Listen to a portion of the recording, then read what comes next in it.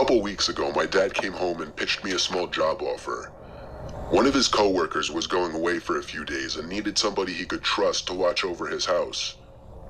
The reason my dad pitched this to me was because the man's house has a big CCTV system, basically a camera in every room, and then an operating desk where all screens could be watched on a big monitor. And I'm a computer science major, so my dad just always assumes that I know how to work anything technological. The man told my dad that he'd pay me $200 for the 2 days just to watch the house. Whatever that meant. My dad drove me to the house and introduced me to the man, whose name doesn't matter. The man made it seem like he preferred I stay in the upstairs room with the monitors as opposed to roaming the house all day. That was fine with me though.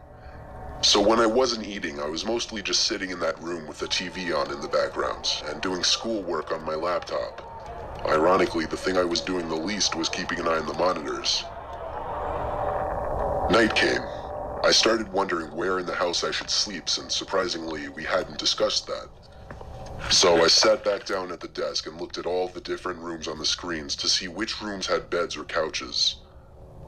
I noticed something I wasn't expecting to notice though. The back screen door was open downstairs.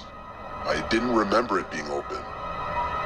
I looked through each and every camera screen in a panic. In the living room, a closet door was open. This one I knew wasn't open earlier. I texted my dad to call the man and ask him if he came back home. Meanwhile, I continued watching the screen. On the grainy, dark image, a tall person who resembled only a black shadow on the screen stepped out from the closet. I pulled my arms off the desk as I covered my mouth with my hands in shock. As I did this, however, my left elbow pulled some heavy object from the desk onto the floor, creating a big thud. The person in the image very clearly moved their head up to the ceiling as a response to the noise. They went for the stairs, walking up very, very slowly, step by step. Meanwhile, I got a text back from my dad saying, "No, he's not. I just spoke to him half an hour ago. Why?" I got so caught up in my phone texting my dad to send help that I didn't even pay attention to the monitor. There was a knock at the door. I looked at it and then the screens. The first screen I laid my eyes on was the one showing the person outside the door to the room I was in. When I remembered that door had no lock, the only thing I could think to do was jump out the window into the bushes below. I ran halfway down the block and then stopped when my dad called me. I had him call his friend and ask him if he was expecting somebody in the house. The man said he had no relatives or friends who had his key or would ever let themselves into his home.